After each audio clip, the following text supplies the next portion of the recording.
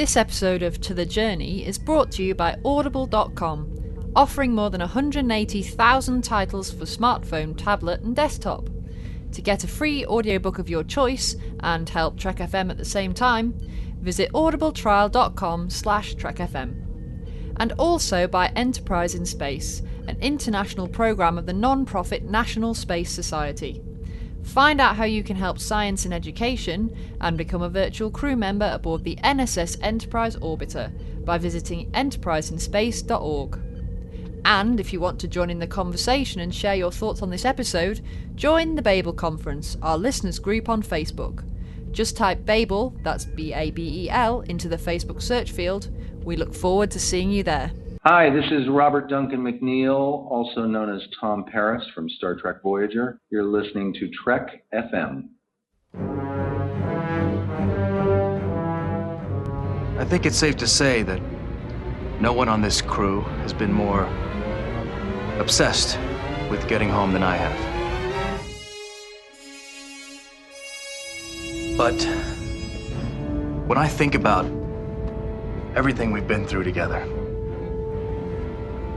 maybe it's not the destination that matters. Maybe it's the journey.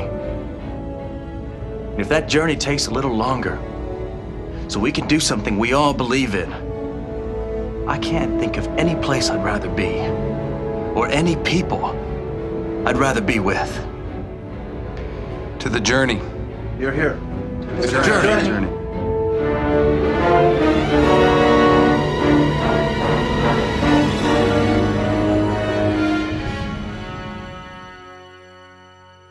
Hi everyone at home and welcome. This is To The Journey.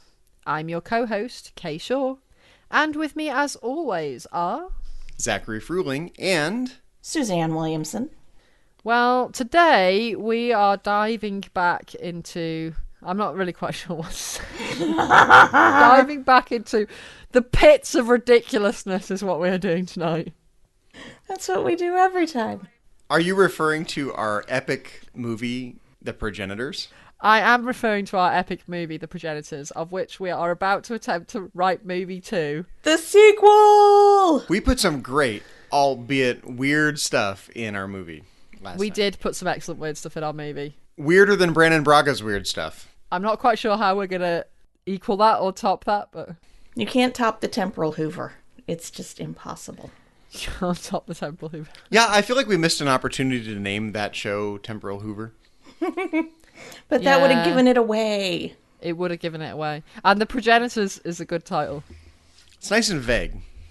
Didn't really give away any The plot Progenitors. points. Plus it sounds very 80s movie titled The Progenitors. In a world. Yeah, all it needs is the movie. Created the by movie guy. nanoprobes. In a world created by nanoprobes. TM. Inhabited by lizard babies. So, yeah, I mean, if you didn't enjoy our last one, you should probably tune out now, because I don't think this is going to be any better, to be honest. It's just going to go off the rails from here, folks. It is, but I think what we can do, actually, is take the opportunity to talk about some things that we mentioned when we've been doing various other episodes of, we could put that into the movie because it didn't get dealt with. So maybe we can actually kind of try and tie up some interesting Voyager loose ends. Well, it's not exactly a Star Trek Nazi cliffhanger kind of cliffhanger, but we did leave some loose threads. We definitely left some loose did. threads. Some interesting ones, too. Yeah, and we left some very unexplained things that... do we still need to explain stuff that we didn't explain in the first movie? Because I'm worried about how the lizard babies got back in time. They used Dr. Brown's DeLorean. That's how they went back in time. Yeah, that makes sense. How did they go back in time? I don't know. We never decided how they went back in time. You don't expect me to remember this crazy movie we wrote last time, do you? We did not come up with a reason why the lizard babies went back in time or how they went back in time. The temporal Hoover. Yeah, it had to do with nanoprobes. Is it all part of the same problem? All had to do with the nanoprobes. Yes. Okay. They are blamed for everything. The disruption of the space-time continuum by the nanoprobes. Yes. Sucked the lizard babies back into the past for no good reason other than because it makes our story make sense. Okay, I'm fine with that. Well, if you're totally confused at this point, if you haven't figured it out already, we are going to write a sequel to The Progenitors. We're going to write The Progenitors 2, which may or may not have another title. We don't know yet. I feel like we need some sort of analogous, like, Khan scream. Like in Star Trek II, The Wrath of Khan, you get Khan. Would it be something like, Catherine? We've already had that. Well, before we dive in to do the Progenitors 2, Kay, do you want to do one of your epic, only Kay could do it synopses of our last movie? I'm not sure I can surpass my previous synopsis, Yes, to be give honest. the I think you listeners totally a should. recap. We need a recap. If you haven't heard Kay give this synopsis before, you should go back, listen to the Journey 198, listen to Kay give the synopsis, and then see how much better she's going to do it this time. Thanks, Zach. I needed that level of pressure. Just to raise the stakes, right? I really appreciate you right now. Just pushing you to the front line. Yeah, appreciate was not the word you were looking for. Pushing me under the bus. And then backing the bus up and running you over again. Yeah, exactly. Thanks for throwing me under the Delta Flyer. Yeah.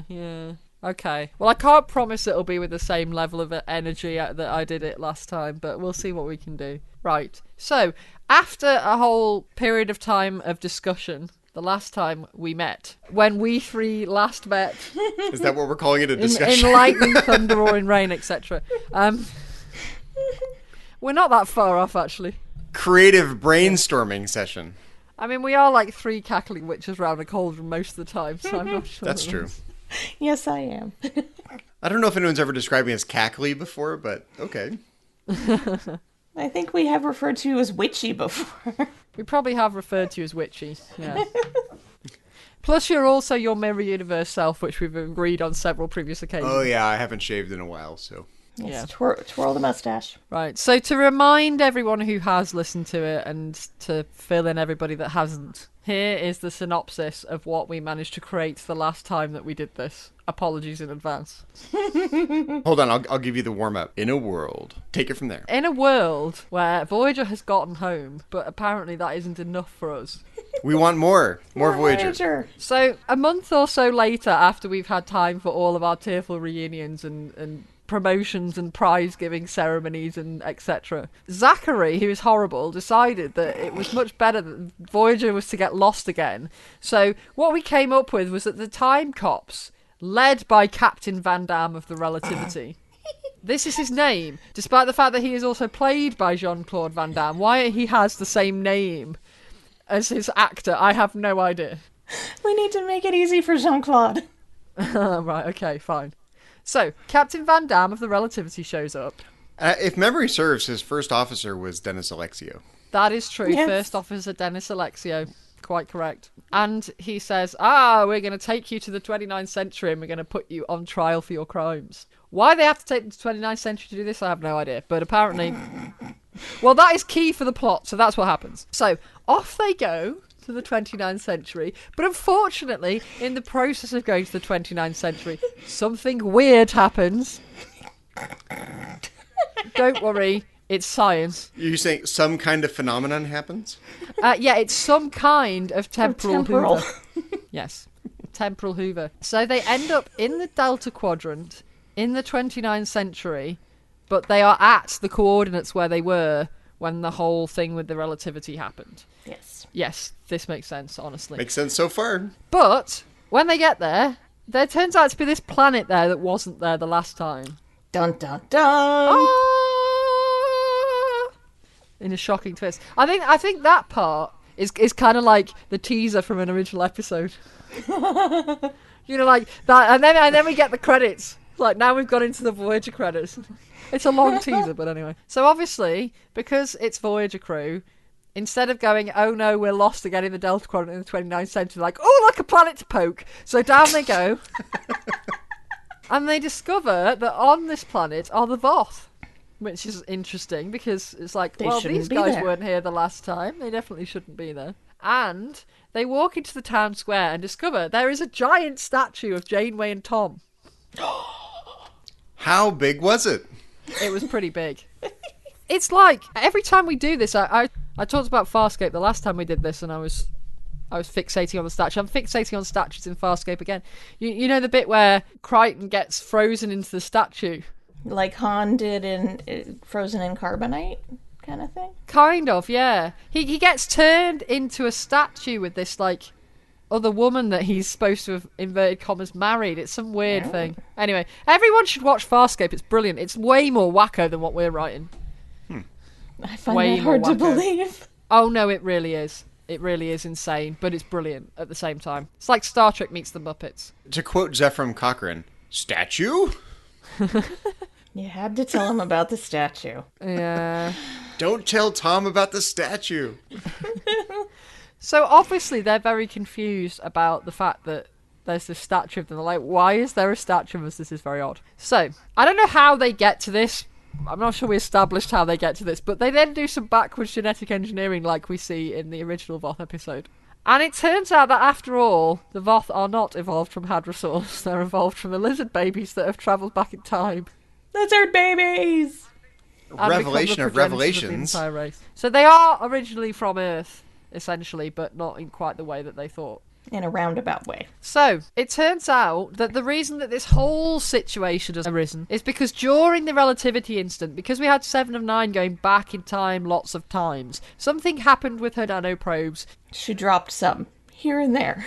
Yeah, they leaked into subspace, or they leaked into, like, the gaps between the temporal time space thingy thing in the space between spaces? Yeah. The bit that glues the time and the space together started coming a bit unglued because of it. That sounds legit. Those pesky nanoprobes. So that happens, and then they kind of wander off and mutate. They create this planet, which is in fact a planet that is artificially created, kind of like a Borg sphere, but it's got stuff growing on the outside of it as it is actually a planet. Then they wander off across the Delta Quadrant and, in the process of mutating, create a virus which infects the Voth. So the Voth are like, well, that sucks. And now we have this nanoprobe virus. Like you would if you got infected with a virus that you couldn't cure. You'd be like, well, that sucks. Well, that sucks. Yeah. So they go off on a quest to try and find out what has happened. That's when they find the planet. I feel at this point I should insert what I thought in the first place when I said this, but which I don't think we actually said the last time, which was, well, they're not actually living there. They're just kind of... They're doing science there so that they can try and work out how to cure the virus. That's why they're there. They're not just they're not just like, oh, we found the planet that caused our virus, now we're going to live on it. Because that's really weird. So it's more like a science kind of facility than it is a colony or whatever. It sounds like you're retconning our last movie to me. Yeah, well, I'm making it make sense, which we struggled to do last time, apparently. No, this is remarkably coherent for us. So, as a consequence of going down there, because Janeway and Tom obviously share genetic predisposition towards things with the Voth because they are the progenitors of them, they also catch the virus. No! I feel like I should be doing like mission log now and going, Act 3.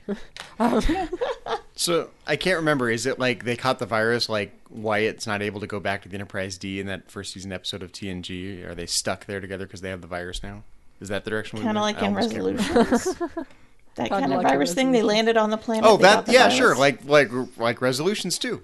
Obviously now the Doctor is working very hard on trying to cure the virus. Kess, who has also shown up due to the temporal hoover, is helping Tuvok to fix his mind thing because he didn't manage to get it fixed in time. His, whatever the heck it's called. That Alzheimer's type thing. My brain's just filled it in with the name of the disease that the guy has from the Cardassian prison camp in Deep Space Nine. Kalanora! I was like, no.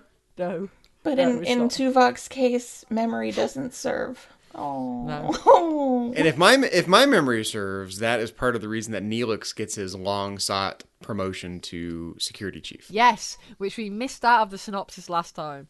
He gets promoted because we decided that through some bizarre twist that we can't explain. Temporal Hoover. Guy who's the coffee shop guy from Non Sequitur also shows up, and he is now in charge of the canteen. He's got to do a better job than Neelix, you know it. That's true. So Neelix is now tactical officer. That's right. He's running a space Starbucks up there on... Yeah. Right. Space Starbucks. We finally got Neelix into the uniform. Woohoo. And Janeway's totally happy. She's like, whoa, space Starbucks right here. Awesome. Yeah. Well, she would be if she wasn't currently dying of a nanoprobe virus, but... She's as happy as she can be. It's okay, Dr. Joe managed to secure the virus. Woo! But things go downhill from there because the movie's not over yet. Yeah, it's true. We couldn't leave it all fixed. That sounds too happy. There was no door for No room the for a second sequel. movie. So what's the door? Well, they managed to fix the problem with the nanoprobes, restore subspace, but that is what was causing the temporal hoover. Therefore, they've cut off their ability to go home to the Alpha Quadrant. So they blew up the caretaker again, in theory. Effectively, Yeah. And to make it even worse than it was the first time, because Zach is mean like that. And I'm happy because Voyager is stranded again. You're an evil man. So mean. That's not mean. That's just It Voyager. is mean. That's what It's Voyager's very good mean. at. They spent 7 years. 7 Trying to get years home. being trying.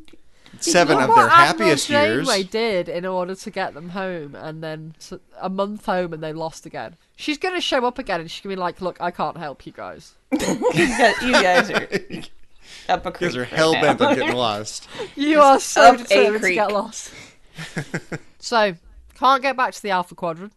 And, despite the fact that, they've got the time ship, they can't go back to the 24th century in the Delta Quadrant because they would meet their previous versions of themselves and just blow the timeline out the water. So they got to stay in the 29th century as well.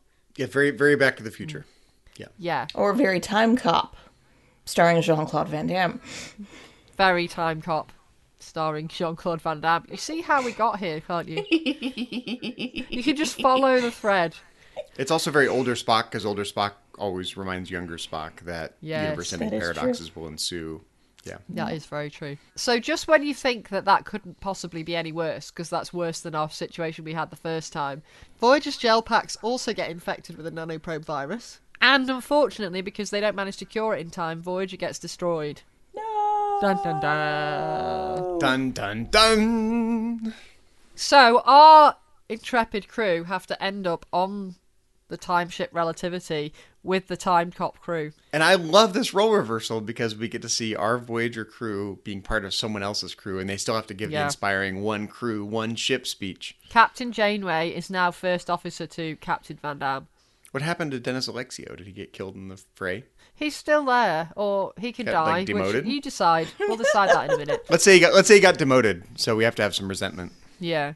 What about Chakotay? Well, we can decide all that in a minute. Okay. But we have one more plot point that is very important that we have to mention for the end of our synopsis, and then we can start throwing all of this stuff together. So, in the very last frame of the movie, we get a nice little speech. This is after speech. So we get this speech. Captain Van Damme does a speech, one ship, one crew, etc., in an exciting mirror of Janeway's speech, although obviously it's not as good as Janeway's was. And then at the very last frame of the movie, there's somebody at the back, kind of at one of the stations, tapping away, da-da-da-da-da, and he turns round, and it's Mr. Henry Starling from Future's End. No. How's that for a cliffhanger? I like this speech, though. One ship, one crew. A time ship crew. So there you go. That's where we were. So what we're going to do now? What happens to Chakotay? Chakotay's still there. He's just not first officer. So is he first officer's assistant then? No, he doesn't report to Janeway because then they can sleep together. Thank you. Yes. Best movie ever. I think Dennis Alexio stays on board and he gets demoted, so he's resentful of Captain Janeway. So we got to have some dramatic tension there. But I think what I want to see, remember how in Star Trek II, The Wrath of Khan, Captain Kirk Admiral Kirk at that point is feeling kind of depressed, like he feels old and he doesn't have his command anymore, and he's kind of down in the dumps. And Dr. McCoy has to give him this speech, like, you got to get back your command. I want to see Captain Janeway having the same kind of despondent moment. I want her to be all sullen, like, I can't believe I let my crew get stranded again. And I wanted like almost like she is in Night when she's all depressed. I want to see a sullen, depressed first officer Janeway. Why are you so mean, Zach? First you get her stranded again, and then you try and have her blame herself. Because it's setting up the climax of the movie and the catharsis to end the movie. Wow. He's way ahead of us. He's just mean. You're way ahead of I us. know my Aristotle's poetics. I know how drama goes. I can't even enjoy the Janeway-Chakotay relationship for 30 seconds before he puts me in Debbie Downer mode. Yeah, I'm with Suzanne. Well, maybe that's how she gets over it. She gets over being depressed by boinking Chakotay. Bow, chicka, chicka, chicka, bow, wow. Why not? Just as effective as anything else, I guess. We're not making that kind of movie. No, we're not. What kind of movie are we that making kind of here, you movie. guys? This is not an X-rated flick. So he's ditched Seven by this point, right? Oh, yeah. I was thinking she'd just go hang out and talk to Coffee Guy. You mean she'd be having a bit of a bartender moment, but with Yes. Space Starbucks guy? With Space Starbucks Guy. So has the non sequitur dude taken over the galley on the Relativity now? Yeah. Yeah. So I kind of like the idea. I mean, kind of like in Star Trek Beyond when Captain Kirk and Dr. McCoy are drinking Chekhov's, not vodka, ironically, he's drinking Chekhov's whiskey, I guess. And they're having a bartender moment right there, between the two of them. I picture kind of a bartender moment between Captain Janeway and Space Starbucks Guy. Or Yeah. First Officer Janeway. First Officer Commander Janeway. Commander Janeway. Yeah, and they have a whole confessional thing. And then That's does all I he- got. That's my starting point. So yeah, Space Starbucks Guy would be like, Commander, you need to spend some time with Chakotay. Yeah. She needs to go have the moonlight sail on holodeck. Go to the holodeck. holodeck. Right? Do you think on a time ship the holodeck is actually in 4 dimensions instead of 3 dimensions? I don't think they have a holodeck. They were strictly They need business. to have a holodeck. No, they were very businesslike on the time ship. That's true.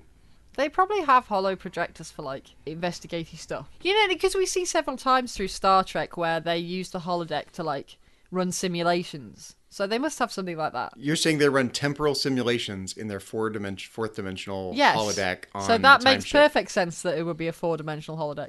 So what? Oh my gosh! What happens when their holodeck goes on the fritz? As holodecks are often do. Do they get stuck in a different time period? Like, oh my God, we're not stuck in Captain Proton. We're stuck in some other century. Okay, so we're starting off with depressed Janeway. We need to have a moment of them realizing that it's Henry Starling and then working out what the heck he's doing there. Okay, so let's back up a little bit. They turn around and Henry Starling is there, and then fill in the He blank. says, "I would have got away with this if it wasn't for you pesky kids."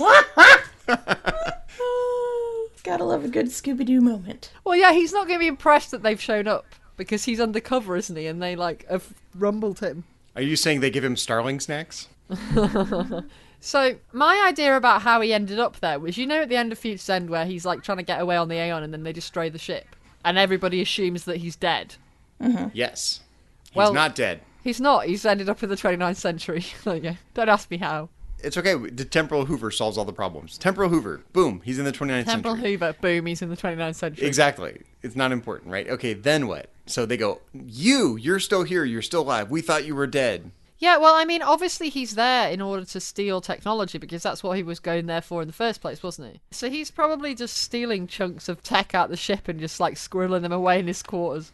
It's like, oh, isolinear chips. I'll put those in my next Pentium computer. Yep.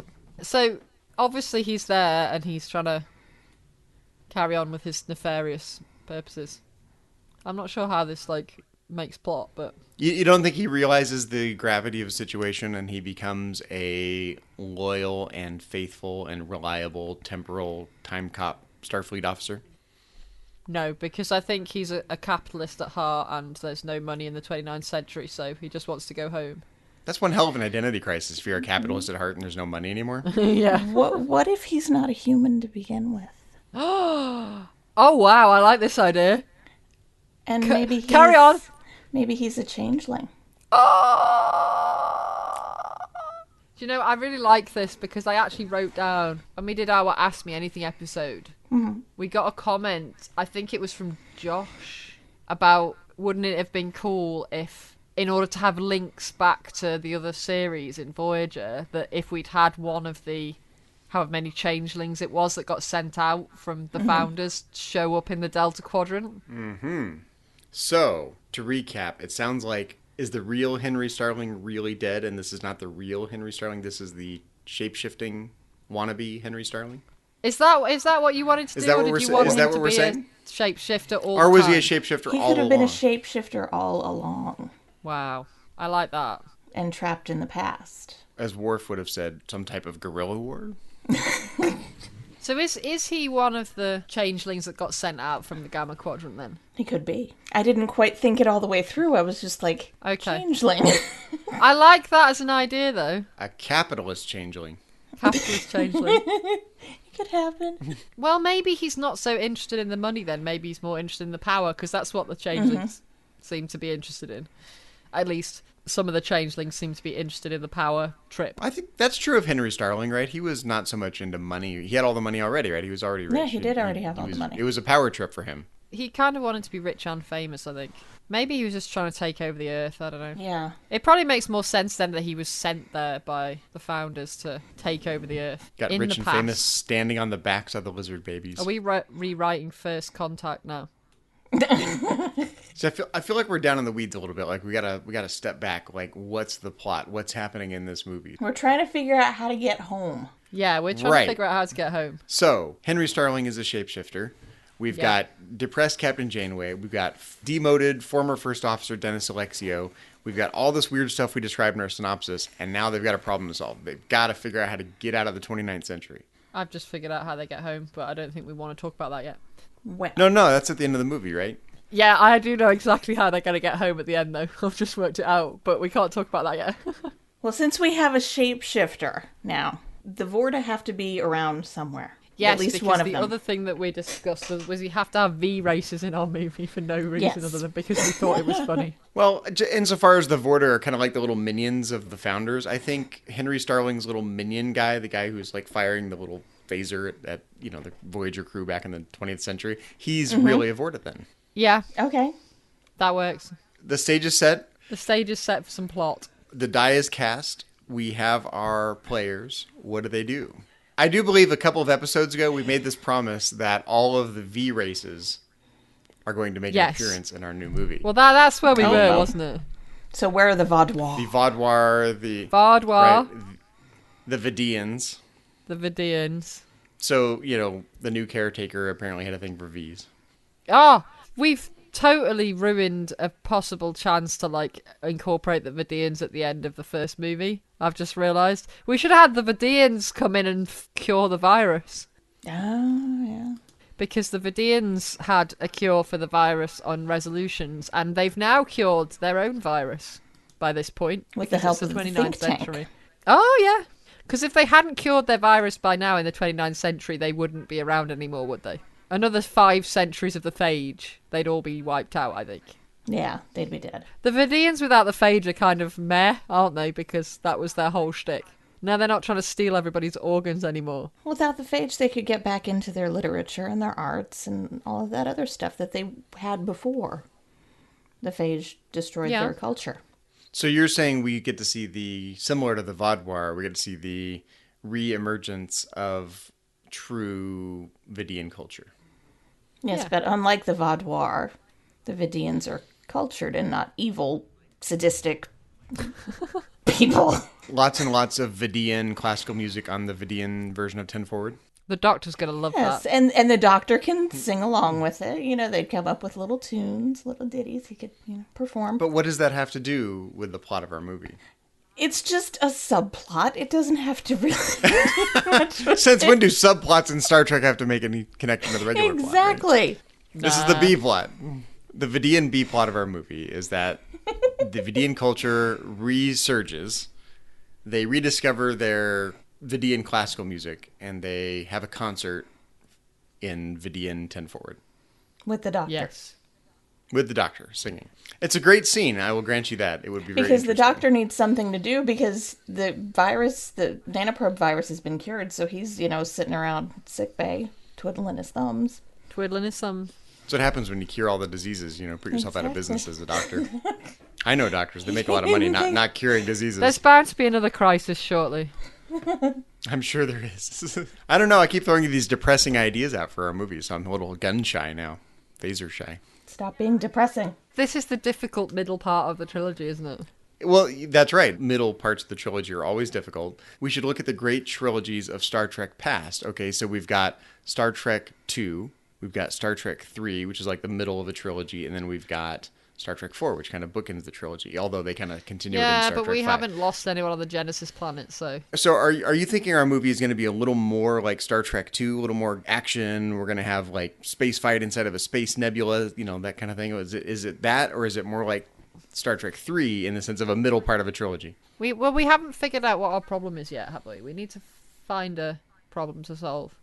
Well, they need to get home. Getting That's a big home. problem. That's a big problem. Well, but we need an interim problem because they're not going to get home in the second movie.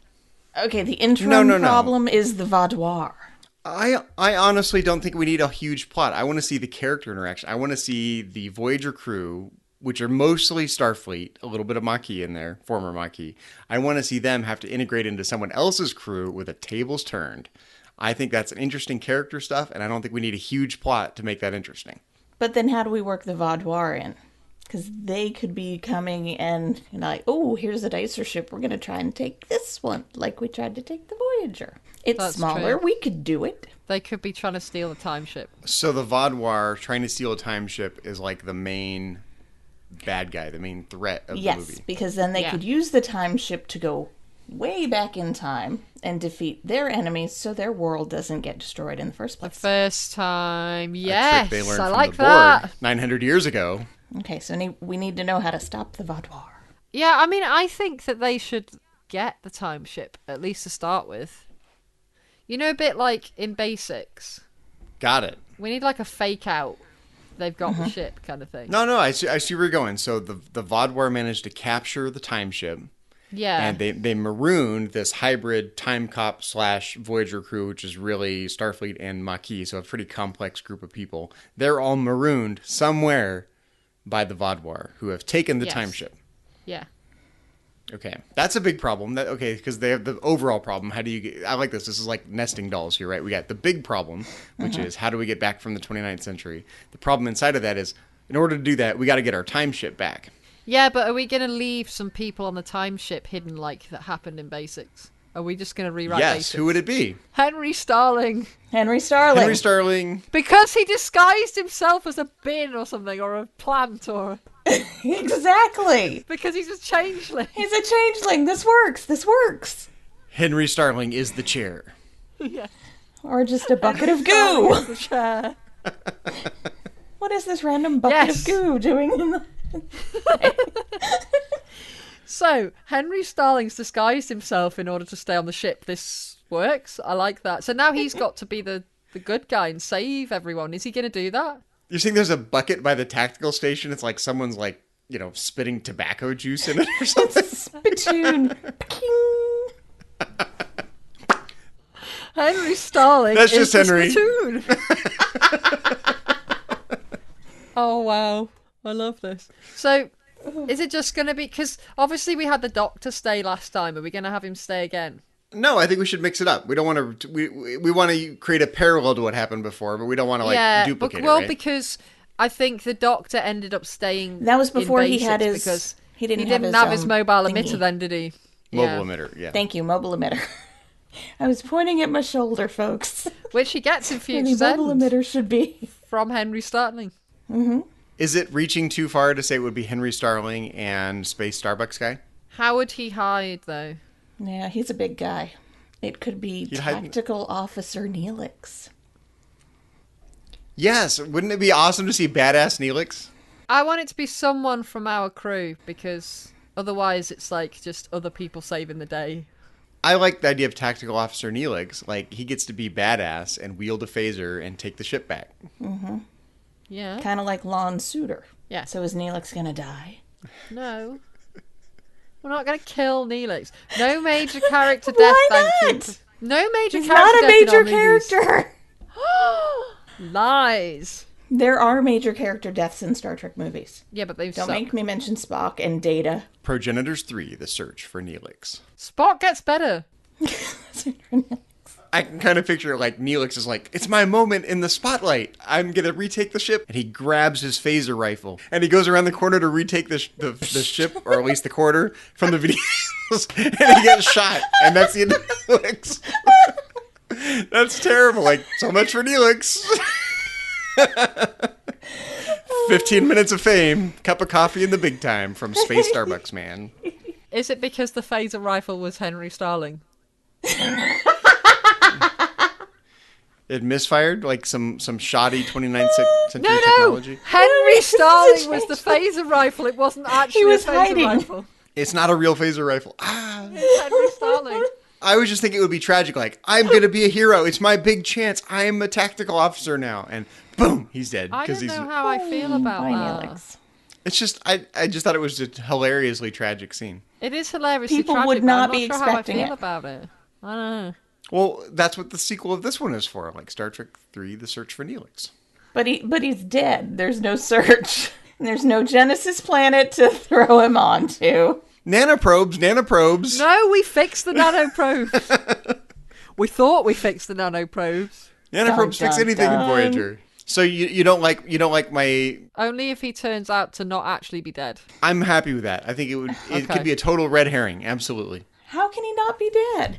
I'm seeing him as the lawn suitor of this movie, making the ultimate sacrifice to save the ship. It could be a red herring, because what if the Vidiians actually like take Neelix's body and they reanimate him with their Vidiian medicine? With their Vidiian voodoo. The Vidiian doo-doo, yes. Vidiian voodoo. I think this will work. We're going to make this work out. So Neelix is enthusiastic. He's a newly promoted tactical officer. It's his responsibility now to retake a Voyager. Yep. He grabs his phaser rifle, which is really Henry Starling in disguise for some reason. And he swings around the corner with a phaser rifle, tries to shoot. It misfires because it's not a real phaser rifle. It's Henry Starling, fake Henry Starling. And Neelix gets shot and is seemingly dead, fooling the audience, except for all of you right now who know the real story. Yeah. But fooling the real audience into thinking Neelix is dead. But it's a red herring, and with funny, crazy 29th century Vidiian voodoo medicine, they're going to reanimate Neelix.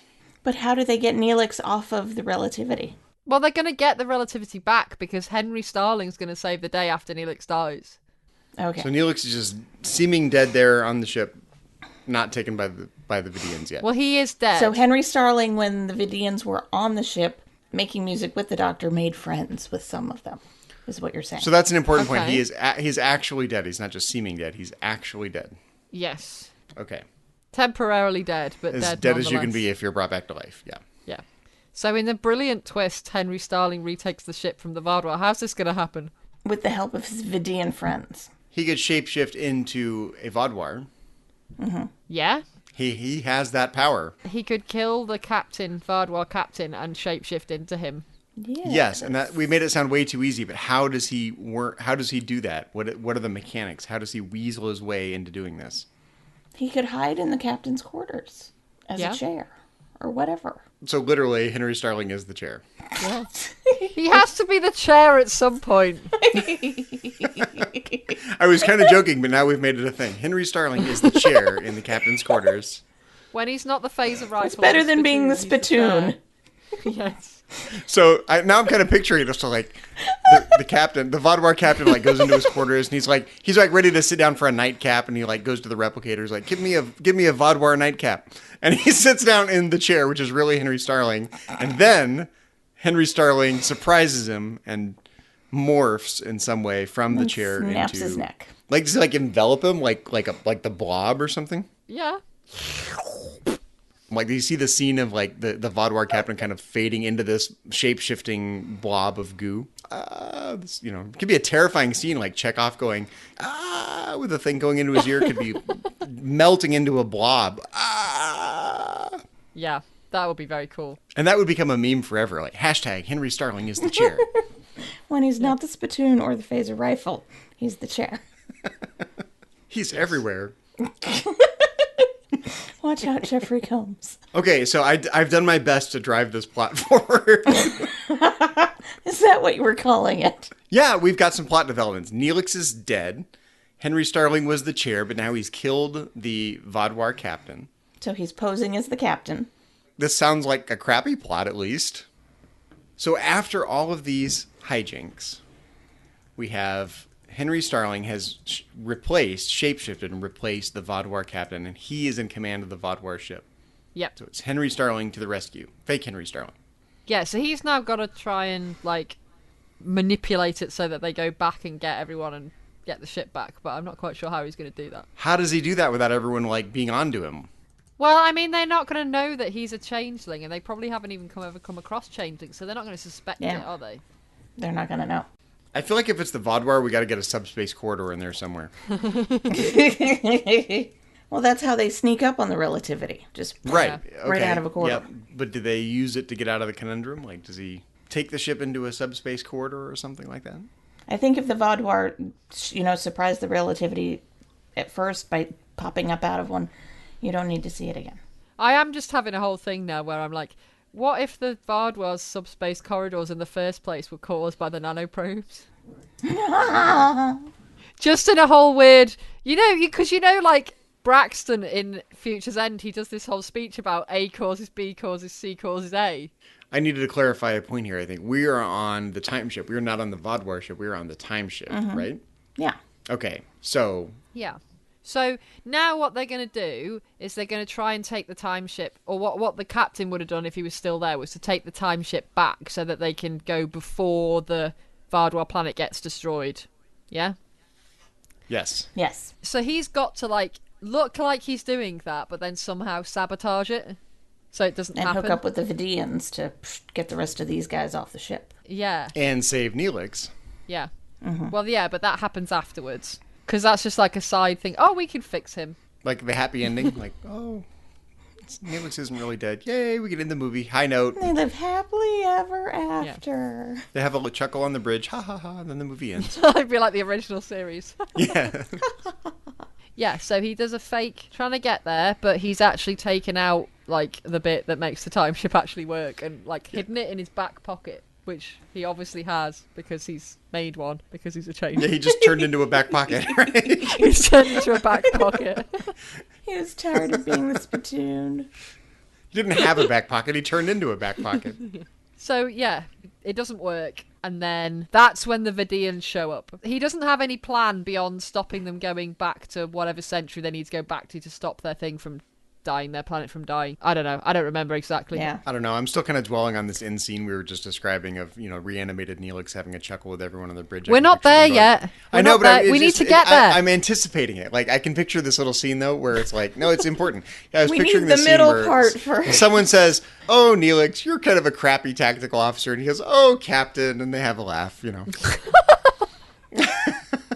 And by this time, Tuvok's been cured of his problem, so he can go back. Thank God. Leaving Neelix with nothing to do because they got the space Starbucks dude. He gets to be sous chef to the space Starbucks dude. Okay, so we need to come up with the middle part before we can even get Yes. there, and we need to figure out how to get home. The Vidiians then show up and stop the Vaudoir as well, and get them off the ship. Help Henry Starling get them off the ship. Okay. And then they go back and get everybody from the planet. What were they doing in the meanwhile? Well, I feel we need them to have been doing something. The Vidiians? No, our crew. Yeah, everyone who got left on the planet needs to have been doing something. Captain Van Damme. Basics. No, they're trying to First stay alive, Officer right? Janeway. Like in Basics, they go foraging for food and bugs, and they burn hair to stay alive. It's like And survival mode, right? Chakotay's the rubbish Indian that can't start a fire, etc. Yeah.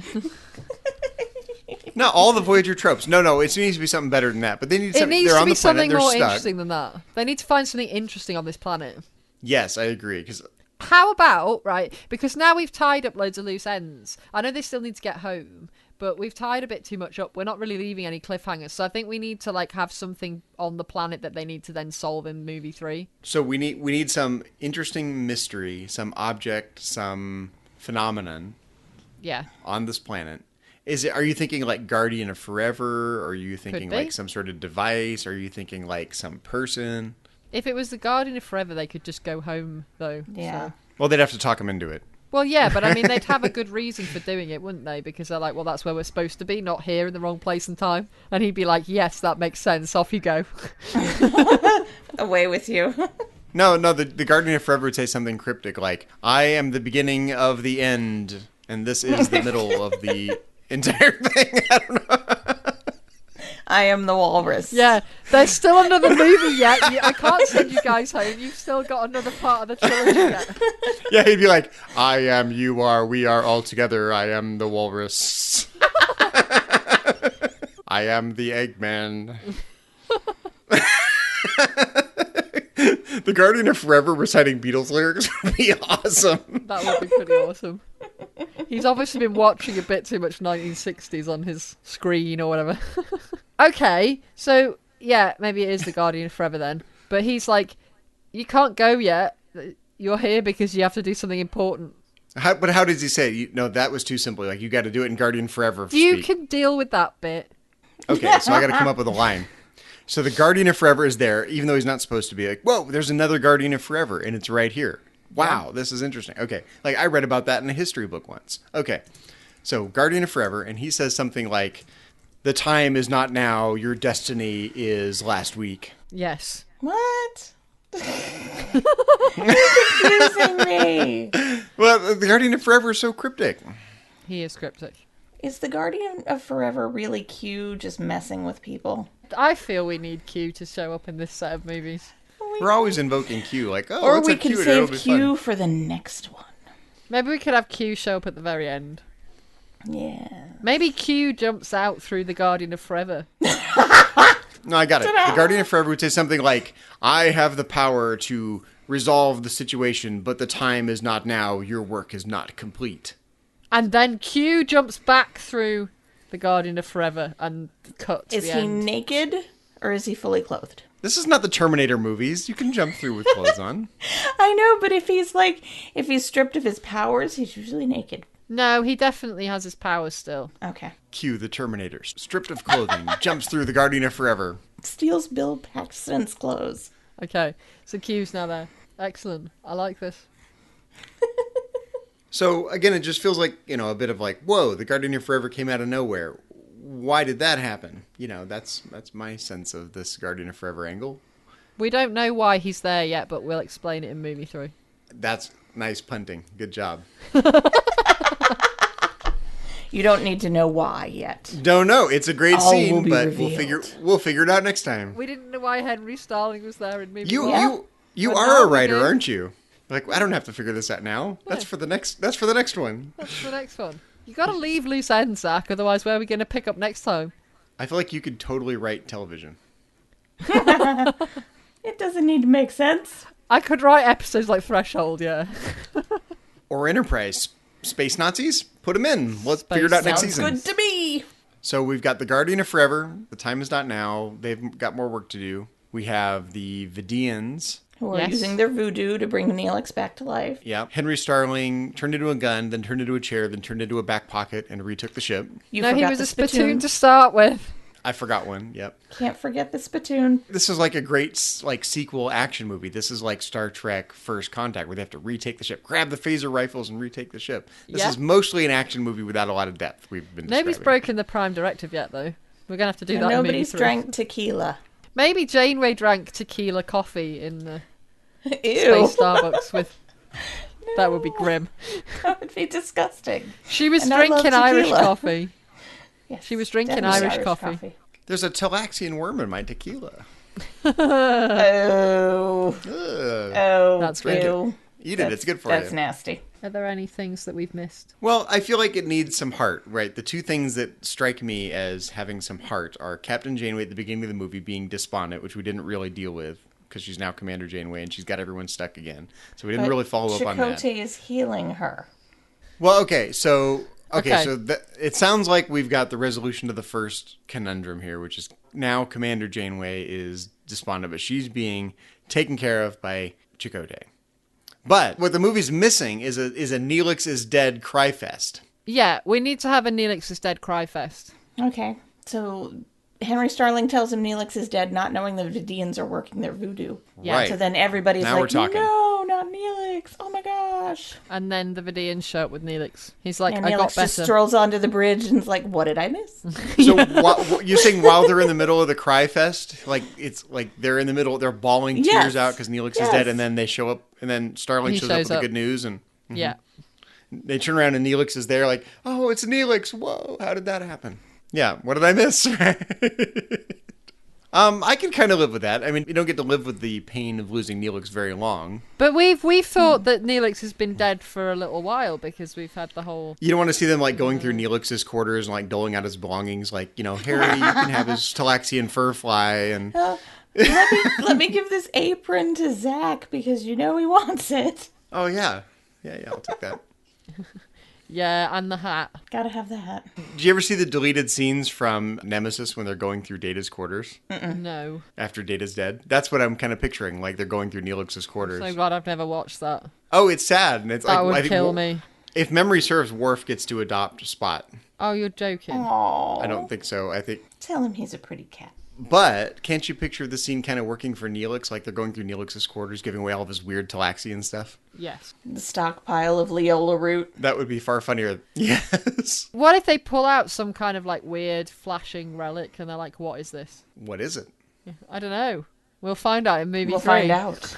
Q knows what it is.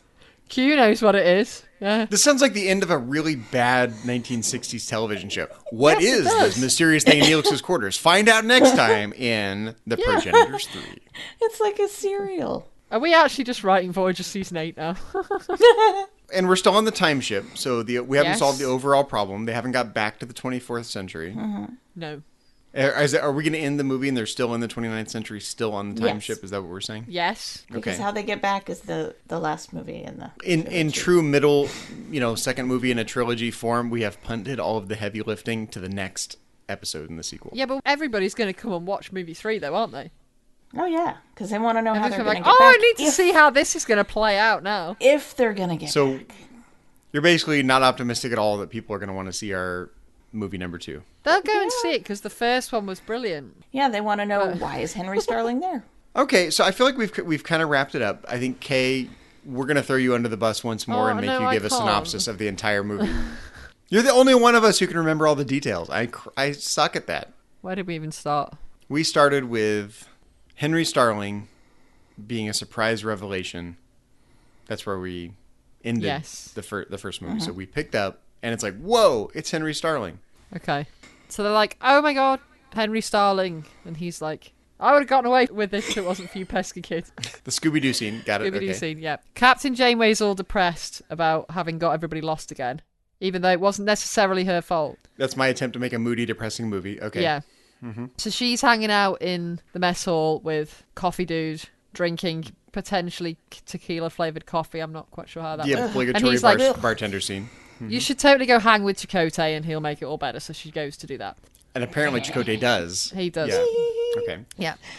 And then what happens next? Well, at some point we have the Vaudouar show No, up. we have to have the Vidiians show up first, because then they get to know Henry Starling, and the doctor's hanging out with them and singing songs, and Right, yeah. we need yeah. to build that relationship because we're going to need that relationship We had our later. Vidiian musical Yes. scene. Yeah. Yeah. Yeah, so that happens. So they hang out with them, find out that they've cured the phage, and the doctor has his sing along and everything, and it's yay. So they have that, and then the Vidiians go on their way, and then they run into the Vaudouar. Somehow who it's managed to revealed that surprise Henry them and steal the Starling is a is changeling. and he has a Vorta with him. Yeah. I don't remember how it's revealed. Do all the rest of the crew find out that Henry Starling's a changeling? I don't think so. I don't think they do. I think they don't know that he's a changeling. That's an interesting twist as well.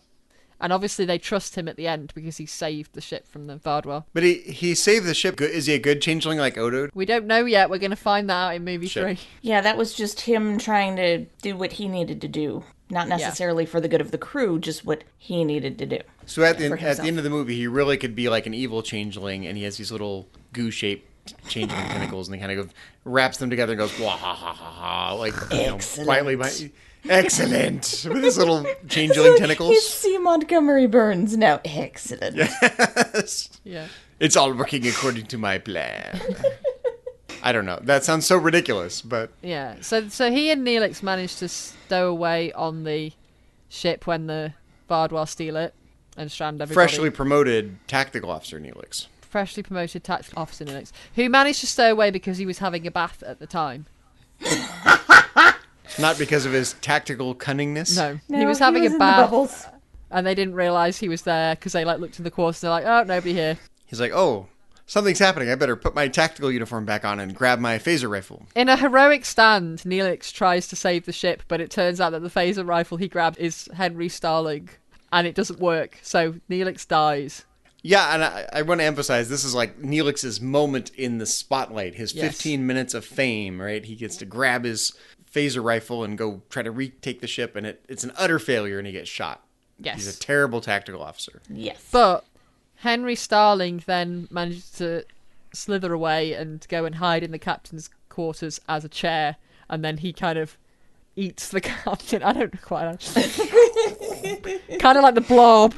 It's like the Stephen King scene, right? Yes. The chair turns into a blob, which eats the Vaadwaur captain. Eats the Vaadwaur captain, and then he disguises himself as the Vaadwaur captain, hides the bit of the timeship mechanism that actually makes the timeship work, so that when they try and go back into the whatever century they need to do to fix the Vaadwaur planet, it doesn't work. He hides it in his back pocket, which is really himself.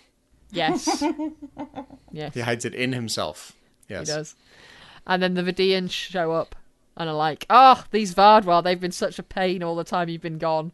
We'll help you to, like, get them off your ship. So they do that. And then they go back and get everybody. Meanwhile, on this planet they found, it turns out there's a Guardian of Forever. Nobody really knows why. Against all odds. Yes. And the Guardian of Forever is incredibly cryptic about the reason why it can't send them all back to Earth. And then, at the very end, after we've had a cry fest on the ship, and Neelix has been resurrected by the Vidiians and shows up going, hi, what are you all crying for? And he's like, hey, what are you doing with my Talaxian furfly? I want that back. We get a cut from them all on the time ship back down to the Guardian of Forever planet where Q pops out of the Guardian of Forever. Dun, dun, dun! Dun, dun, dun. Oh, and we had the bit where they're doling out the stuff in Neelix's quarters and they find a really weird artifact. Yes, the which blinking is somehow artifact. related to the Guardian Yes. of Forever and or the Q Continuum. Could be. We'll We find don't out know. in movie 3. There we go. We have set up quite a conundrum for ourselves. We have. For movie 3. I think it's going to be a long movie. It's going to be like Return of the King Extended Edition. Yeah, like most middle movies, it's not very good. It doesn't actually make sense. It's this. I feel like we've written the Temple of Doom. Yeah, because the first one of made Voyager all that movies. sense. Hey, I love the Temple of Doom. Really? Don't you badmouth that movie? Yes. It's like it's a terrible movie. Really? No, the last Indiana Jones was terrible. The Crystal Skulls. Crystal Skull, yeah, that was awful. Temple of Doom was awesome. Are there other franchises where the second movie was terrible? Because that's what I feel like we wrote. We wrote like a terrible second movie that's going to get way awesome in the third movie. It's not terrible. It is not It's not terrible, great. dude. Do you think we wrote an awesome second movie? Ghostbusters 2 was a bad movie. I don't think it's terrible. It's interesting. There's a lot that doesn't add up. A lot didn't add up in the first movie. Yeah. Are you serious? But actually, Kay, you have a remarkable ability to tie it all together narratively, so I can totally tell that of the two of us, you're the writer of the two, because you can tie these things together narratively and thematically, and I'm like, this doesn't make any sense at all. What, you mean I can make all the things that don't make sense all not make sense together? Yes. Pretty much. That's kind all of exactly make what I was equal saying. amounts of nonsense whilst being internally consistent. And I'm like, wait a minute. I'm like finding these logical holes. Like, wait a minute. What's going on with this object in Neelix's quarters? What does that have to do with it? And you're like, it's okay. It's a We'll story. find out. The story's not over yet. We'll find out in the third movie. You're not supposed to know. No, It's a mystery. it is a mystery. Come back and see movie 3. Well, it's been a lot of fun talking about the Voth, the Vaadwaur, the Vidiians, and the Vorta tonight. But that is not the only thing that we've been talking about here on Trek FM. So here are a few other things you may have missed elsewhere on the network. Previously on Trek.fm, Literary Treks.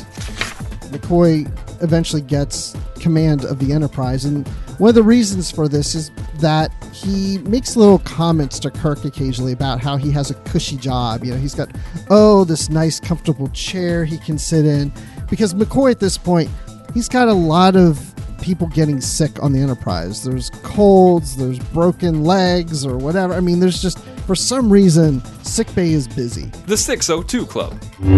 There's a certain aspect to what's happening with superhero stories where they really sort of want the villains to be more complex, and they want you to sometimes sympathize with them and have their personas be, deeper, richer, perhaps not so pure evil. The Ready Room. Yeah, I think it's almost like a journal or a diary entry, a verbal diary reflection in the middle of the episode when he's reflecting on society. And it's the thing that I love about it, it's all very socially aware and well written. It's really well done. But Spock's verbal description of everything going on struck me this time. This would be like if In The Next Generation, you hear Captain's Log, First Officer William Riker, recording for Captain Picard, who's currently on holiday. And that's what else is happening on Trek.fm. Check out all these shows and join the conversation about your favourite corner of the Star Trek universe and beyond. You will find us wherever you get your podcasts. If you're an Apple user, be sure to hit the subscribe button in Apple Podcasts on iPhone, iPad or Apple TV, or the desktop iTunes app to get the latest episodes as soon as they're published. And please leave us a star rating and written review. If you're not an Apple user, we've got you covered as well.